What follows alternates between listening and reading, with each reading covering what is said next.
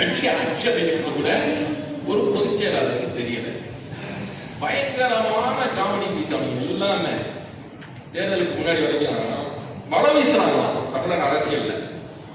நீங்க எங்களோட வந்தீங்கன்னா ஆட்சியில பங்கு தரணும், அதிகாரத்தை பங்கு தரணும். கடையை விரிக்கிறது ஆடி ஆஃபர் கூட இந்த குழு குழு குழு கூலி ஏசி ஆடியில எல்லாம் வந்தா ஆஃபர் போடுவாங்கல்ல, இந்த மாதிரி ஆஃபர் போட்டு கூட்டணி கட்சிகளுக்கு வலைவிரிக்கிறது. ஆட்சியில பங்கு தரணும், அதிகாரத்துல பங்கு தரணும். விடுதலை சிறுத்தைகளை முடிஞ்ச அளவுக்கு முயற்சி பண்ணி பார்த்தாங்க. அண்ணன் திருமாவளவன் அவர்கள் சுதாரிச்சுட்டாரு, வரல. கடைசியில காங்கிரஸ் போய் சம்பந்தம் மாட்டீங்களா? காங்கிரஸ் இருக்கிற பெரிய பிரச்சனை என்னன்னா, அந்த கட்சியோட வரலாறே ரொம்ப விசித்திரமானது. அந்த கட்சியில தொண்டர்களோட தலைவர்கள் ரொம்ப அதிகம். அவங்க எல்லாம் கோஷ்டியா தான் இருப்பாங்க. அந்த கட்சியில இன்னொரு ராசி என்ன அப்படின்னா, அந்த கட்சிக்கு தேர்தல் வந்துச்சுன்னா அந்த கட்சியில சிக்கல் வரும். சிக்கல் வந்துச்சுன்னா தேர்தல் வரும். ஏதோ முன்னாடி வருதுன்னா ஏதோ ஒரு பிரச்சனை இருக்கு, நீங்க தெரிஞ்சுக்கலாம். அந்த மாதிரி ஒரு கட்சி அது. நம்ம வேற அடிச்சு உடச்சு விட்டோமா 2011ல 63 பேர்களை நிறுத்தி 58 பேர்களே அடிச்சு உறுதியாம அடிச்சு விட்டோம், இனத்தை அடிச்சது அப்படின்னு சொல்லி. அதுல இருந்து அவன் தமிழ்நாட்டில் ஒண்ணுமே இல்லாம போயிட்டா. கடைசியா தேர்தலில் தனித்து நிற்கிற போது 4% வாக்கு தான் காங்கிரஸ். திமுகவுல தளபதினு ஒருத்தவர் மதுரை மாவட்டத்துல அவர் பேசுறாரு, என்ன இருக்குதுன்னு காங்கிரஸ் 30 தொகுதி 40 தொகுதி எங்கள்கிட்ட கேட்கறீங்க, ஒரு தொகுதி 3000 பேர் இருக்கிறது பெரிய விஷயம், 100க்கு உங்களால் ஆக முடியாது, எந்த அடிப்படையில் கேட்கறீங்கன்னு வெளிப்படையா பேசிட்டாங்க. ஆக என்னன்னா, அவங்க 2 டீமா இருக்கிறாங்க. எப்பொழுதும் கோஷ்டி என்னன்னா, இந்த செல்வ பெருந்தகை, பீட்டர் அல்போன்ஸ், ப. சிதம்பரம் மாதிரியான முக்கியமான ஆட்கள்லாம் திமுக கூட்டணி வைக்கிறதுக்கு முயற்சியில் இருக்கிறாங்க. அதுக்கு அடுத்த செட்டு மாணிக்கம் தாகூர், பிரவீன் சக்கரவர்த்தி, இவங்க எல்லாம் தாவேகாவோட கூட்டணி. இதுல சவுளக்கர் போடுறாங்க, மேல பொறுப்பாளர். இந்த அளவுக்கு தமிழ்நாட்டோட மேலே தெரியாது, கீழே தெரியாது, சம்பந்தம் இல்லாம கூட்டணி பேசிட்டு இருக்காங்க. கூட்டணி பேச்சுவார்த்தைகள் போயிட்டு இருக்கு. ஆக கட்சிகள் இந்த மாதிரிதான் இருக்கு. இப்ப இந்த ஸ்பேஸ் திராவிடம் மிக தீவிரமா சுருக்கும் போது இவர்கள் சுருங்கிக்கிட்டு இருக்குங்கிறத உணர்றாங்க. அப்படி உணரும் போது கட்சியா இருக்கிற பட்சத்துல மிக எளிமையா திமுகவால எதிரில் இருக்கிற கட்சியை வீழ்த்திட முடியும். உண்மையை சொல்லணும் அப்படின்னா, திமுகவுடைய கட்டமைப்பு பலம் ஊடக வலிமைகிட்ட இருக்கு, அதிகாரம் இருக்கு, பணம் இருக்கு, பல 10 தலைமுறைகளுக்கு பணம் சேர்த்து வச்சிருக்காங்க. எல்லா தன்னுடைய வலிமையும் இறக்கி எதிரில் இருக்கிறவங்க டிஸ்டர்ப் பண்ணலாம், சிதைக்கலாம், ஒண்ணுமே எல்லாம் பண்ணலாம். ஆனா அவங்க இவ்வளவு இருந்தும் ஏன் பயப்படுறாங்க, பதட்டப்படுறாங்கன்னா, நாம் தமிழர் கட்சி நிலைநிறுத்துவது, நாம் தமிழர் கட்சியினுடைய வளர்ச்சி என்பது தமிழக அரசியலுக்குள்ளாக திமுகவுக்கு எதிரான ஒரு அரசியல் கட்சியுடைய வளர்ச்சி அல்ல, மாறாக திராவிடம் என்கிற சித்தாந்தத்துக்கு எதிராக தமிழ் தேசியம் என்கிற சித்தாந்தத்துடைய வளர்ச்சி.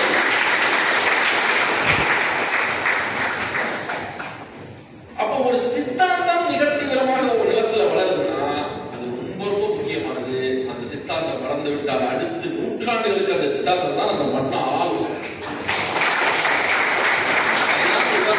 நிரூபிக்கப்பட்ட உண்மை. இதனால்தான் அந்த திராவிட கூடாரம் மிக தீவிரமாக பதட்டம் அடைகிறது. இப்ப நம்மளோட வேலை என்னன்னா, அவங்க பதட்டப்படுறத பார்த்து ரசிக்கிறது, மிக தீவிரமாக பதட்டம் அடைய வைக்கிறது. அது ரொம்ப முக்கியமானது.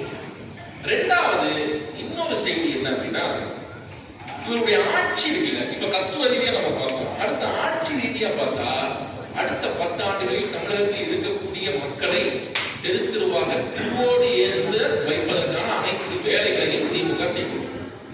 நீங்க வெளிப்படையா போய் மக்கள்கிட்ட சொல்லலாம், அடுத்த 10 வருஷத்துல உறுதியா நீ பிச்சை எடுப்ப.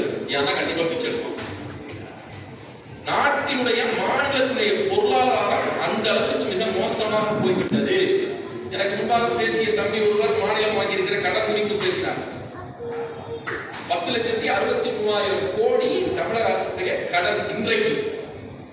இந்த கடனை 2 தினமா பார்க்கணும். ஒன்னு 1947 இந்தியா சுதந்திரம் அடைந்த பிறகில் இருந்து 2020 வரை வாங்கப்பட்ட மொத்த கடனின் அளவு 4,30,000 கோடி.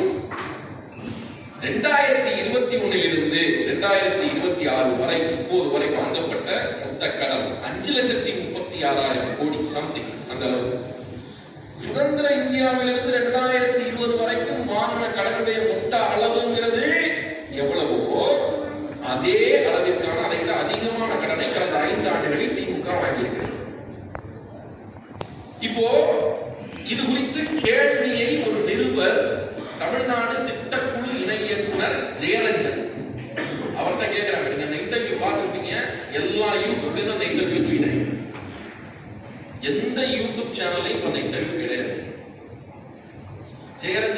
சிம்பிள். ஒரு நிருபர் கேட்கிறாங்க, ஒரு பெண் நிருபர் கேட்கிறாங்க, தமிழக அரசு இவ்வளவு தூரம் கடன் வாங்குது, ஏன் கடன் வாங்குது அப்படின்னு கேட்கிற போது ஜெயரஞ்சன் சொன்னாரு, நாங்க கடன் வாங்குறத பத்தி உங்களுக்கு என்ன பிரச்சனை? அரசாங்கம் கடன் வாங்குவது பற்றி உங்களுக்கு என்ன பிரச்சனை? மக்களுக்கு என்ன பிரச்சனை? நாங்க கடன் வாங்குறோம், நாங்க கடன் வாங்குறத பத்தி உங்களுக்கு என்ன அப்படின்னு ரொம்ப தெனாவட்டா பண்ணையார்த்தத்துல பதில் சொன்னாங்க. அது மிகப்பெரிய சர்ச்சையாச்சு தமிழ்நாட்டுல. சர்ச்சையான பிறகு அந்த காணொலிகள் எல்லாத்தையும் அரசு தரப்பு ஆளு தரப்பு நீக்கிச்சு. இப்போ இவர்தான் தமிழ்நாடு திட்டக்குழு இணை இயக்குனர். இந்த ஆளெல்லாம் திட்டம் போட்டா நாடு எப்படி வளரும்னு பார்த்துக்க.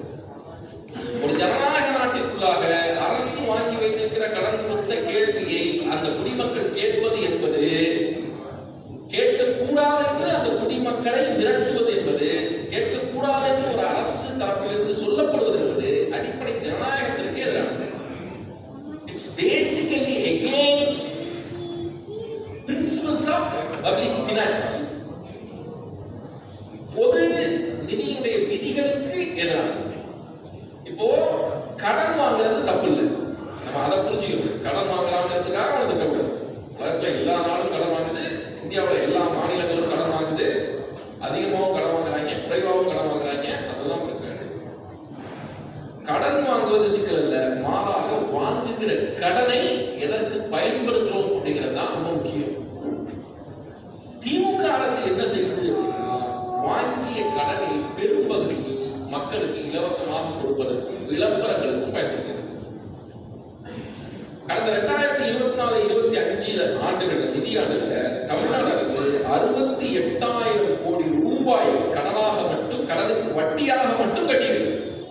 முதல் கிடையாது, கடனை திருப்பி கொடுக்க கிடையாது, கடனுக்கு வட்டி மட்டும் 68,000 கோடி தமிழ்நாடு அரசு 2024-25 கட்டியிருக்கு. இந்த 68,000 கோடி எதற்கு செலவழிக்கப்பட வேண்டிய தொகை என்றால், தமிழ்நாட்டில் கிராமப்புறங்களில் ஆரம்ப சுகாதார நிலையத்திற்கு, கல்விக்கு, நீர்ப்பாசனத்திற்கு, மனிதவள மேம்பாட்டிற்கு, மகப்பெரு மருத்துவமனைகள், அரசு மகப்பெரு மருத்துவமனைகளுக்கு பயன்படுத்த வேண்டிய நிதிதான் இந்த 68,000 கோடி. அதே ஆண்டு மதிப்பிற்குரியவருடைய 68,000 கோடியை வட்டியாக கட்டிய அரசு ஒரு மாநிலத்தினுடைய முதலீடாக, கேபிட்டல் எக்ஸ்பெண்டிச்சராக, மூலதன செலவாக செய்தது 43,000 கோடி. மூலதன செலவுகளை விட கட்டிய வட்டி அதிகம். ஒரு ரூபாயில 14.1 பைசா வட்டி கட்டினா வெறும் 10 பைசா மட்டும்தான் முதலீடு. இதுதான் திமுகவுடைய சாதனை. இப்படி முதலீடு பண்ணும்போது என்ன நடக்கும் அப்படின்னா, பிஸ்கல் சஸ்டைனபிலிட்டின்னு ஒன்று இருக்கு. ஒரு மாநிலத்துடைய நிதி நிலைக்கும் தன்மை இது மிக மோசமாக பாதிக்கிறது. நிதி சுதந்திரம் என்பது ஒரு மாநிலத்திற்குள்ளாக இல்லாமல் போகும். நிதி சுதந்திரம் இல்லாமல் போச்சு அப்படின்னா என்ன நடக்கும்னா, மாநிலத்திற்குள்ளாக இருக்கக்கூடிய மனிதவள மேம்பாடு, மனிதர்களுக்கான திட்டங்கள், ஆக்கப்பூர்வமாக செலவு செய்யக்கூடிய திட்டங்களுக்கு நிதி ஒதுக்க முடியாது. இதுதான் மிகப்பெரிய பிரச்சனையாகும். இதுல இன்னொரு செய்தி, கடன் வாங்குறது ரொம்ப முக்கியமான செய்தி. கடன் வாங்குறது வர பிரச்சனைகள் இது. இவர்கள் மூலதன செலவுகள் எதையும் செய்யல, எல்லாத்தையும் இலவசமா கொடுத்தாங்க. இது ஒண்ணு. கடன் எவ்வளவு வாங்கியிருக்காங்க? கிட்டத்தட்ட 5,60,000 கோடி 5 வருஷத்துல வாங்கியிருக்காங்க. ரெண்டாவது, தமிழ்நாட்டுல டாக்ஸஸ் ரொம்ப அதிகம். இந்தியாவிலேயே தமிழ்நாடு ரொம்ப செழுமையான வரி கட்டக்கூடிய ஒரு மாநிலம் தான். இது வறுமையான மாநிலம் அல்ல. இந்த மாநிலத்திற்குள்ளாக சொத்து வரி பன்மடங்கு அதிகரிக்கிறது 5 ஆண்டுகள். சொத்தில் இருந்து 36 குப்பை வரி அதிகரிக்கிறது 5 ஆண்டுகள். மின்சார கட்டணம் மிக மோசமாக 3 தடவை 4 தடவை ஏற்றப்பட்டிருக்கிறது. 3-4 தடவை மின்சார கட்டணம் ஏற்றப்பட்டிருக்கிறது இந்த திமுக ஆட்சி காலத்தில். அப்போ வரி அனைத்தும் அதிகமாயிருக்கிறது. மக்கள் தீராத சுமையில அத்தியாவசிய பொருட்களுடைய விலை உயர்ந்திருக்கிறது. பெட்ரோல் டீசல் விலை உயர்ந்திருக்கிறது.